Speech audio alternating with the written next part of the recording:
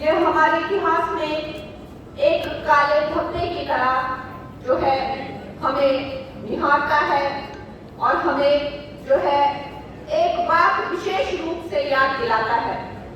कि क्या होता है जब इस देश में जो है सत्ता सिर्फ एक इंसान, एक परिवार या एक ही पार्टी के हाथों में पूरी तरह से दबोच ली जाती है। क्या हमारे लोकतंत्र का ये हाल हो सकता था, ये दुर्दशा हो सकती थी जो कि 1975 में गांधी और नेहरू फैमिली ने की। मैं तो 1986 में जो है मेरा जन्म हुआ है और आज की हमारी जो भी पीढ़ी है उन्हें पता नहीं है कि जो लोग संविधान की किताबों को लेकर जो है ड्रामे करते हैं, कल भी मैंने देखा संविधान तो मानो उनके लिए एक मजाक हो, किताब को पकड़ पकड़ के उछाल रहे थे, उसमें अब लाल रंग का गत्ता लगाया हुआ है और जैसे कि मानो कोई नाटक या ड्रामा करने के लिए हंस भी रहे थे, खिलखिला भी रहे थे और उछल उछल के उस जो किताब है उसको हवा में फेंक रहे थे।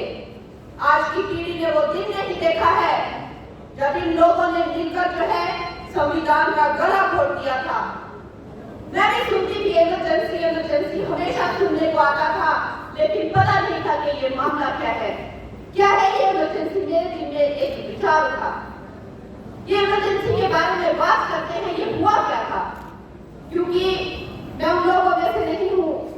कि आपने बोला और हम समझ गए। मैं हर विषय की जो है गहराई में जाती हूँ और फिर अपने आप उसका जो है मंथन करके और उसके बारे में सोच के अपना एक राय और एक निर्णय बनाती हूँ। तो मैंने कुछ किताबें पढ़ना शुरू की और उनमें से जो है मैंने सबसे पहली किताब जो है वो पढ़ी पुपुल जैकर की इंदिरा गांधी ऑटोबायोग्राफी। ये जो किताब है, ये किताब जो है वो राजीव गांधी ने लॉन्च की थी और ये किताब जो है वो इंदिरा गांधी की बेस्ट फ्रेंड ने लिखी थी जो उसकी बहन से भी पढ़ती थी, पुपुल जैकर। तो मैंने सोचा कि मुझे इमरजेंसी के बारे में जानना है तो मैं उनके विद्रोहियों से नहीं देखूंगी, पहले तो मैं उससे जानना चाहूंगी कि इंदिरा गांधी का क्या कहना था इमरजेंसी के बारे में। ये ऐसी मेरी विचारधारा है क्योंकि मैं जानती हूँ कि विद्रोही किस तरह की बातें करते हैं और किस तरह का इतिहास लिखते हैं। तो मैंने कहा कि मैं उनसे नहीं जानूंगी जो इंदिरा गांधी का जो है वो विरोध करते हैं, मैं उनसे जानूंगी जो इंदिरा गांधी के जो है अपने हैं। तो मैंने सबसे पहले जो बुक पकड़ी उसका नाम है Indira Gandhi an autobiography by Pupul Jayakar और आपको उसमें जान के हैरानी होगी कि उसमें इंदिरा गांधी जो है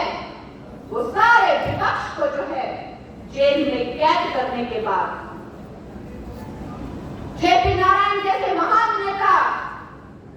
जिनके गोद में वो पली बड़ी है, जिनकी गोद में वो खेली है, उनको रातों रात जो है टॉर्चर करके जेल में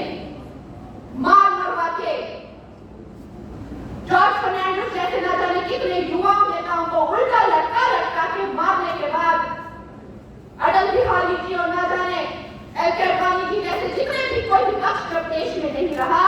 और सिर्फ इंदिरा गांधी और उसका बेटा जब रह गया तो आपको जान के हैरानी होगी कि उसने अपनी पुस्तक में कहा कि पुपुल मेरे सपनों में एक ऐसी भयानक क्रूर चुड़ैल आती है जिससे मुझे डर लगता है, जिसे देख के मेरा दम घुटता है और मुझे लगता है वो चुड़ैल मुझे मार जाएगी। ये इंदिरा गांधी का कहना है। तो पुपुल कहती है कि वो मेंटली इतनी अनस्टेबल हो गई थी क्योंकि देश जो है खुली जेल बन गई थी और उन्हें पता नहीं था कि ये उन्होंने शुरू तो कर दिया है उन्होंने और उनके बेटे ने, लेकिन अब इसे खत्म कैसे करना है। और उसी बुक में से मैं बात को आपको बताती हूँ, जब वो अपने गुरु के पास गई, चिट्टू कृष्णमूर्ति के पास जब वो गई तो चिट्टू ने उन्हें फटकार लगाई और उन्होंने कहा कि ये जो देश है इंदिरा, तुमने इसे जो है खुली जेल बना दिया है। क्या ये करके इस देश ने तुम्हें प्रधानमंत्री बनाया था? एक माता के स्थान पर रखा था तुम्हें, तुम तो रक्षक की जगह भक्षक बन गई। इंदिरा गांधी, तुम जो हो, तुम प्रधानमंत्री के जो है दायित्व को निभाओ और ये इमरजेंसी को जो है बंद करो। तो आपको जानते हैं नहीं होगी, और फिर से मैं ये और उसी पुस्तक से बता रही हूँ जो मुकुल जैकब ने लिखी है और राजीव गांधी ने लॉन्च की है, और इंदिरा गांधी जी की सहमति से ये लिखा गया है। तो उन्होंने कहा, रोते हुए कहा कि जीतू, ये जो पावर, सत्ता है, ये एक क्रूर जानवर की तरह है, और मुझे लगता है कि मैं ये क्रूर जानवर पे सवार हूँ, लेकिन अब मुझे पता नहीं है कि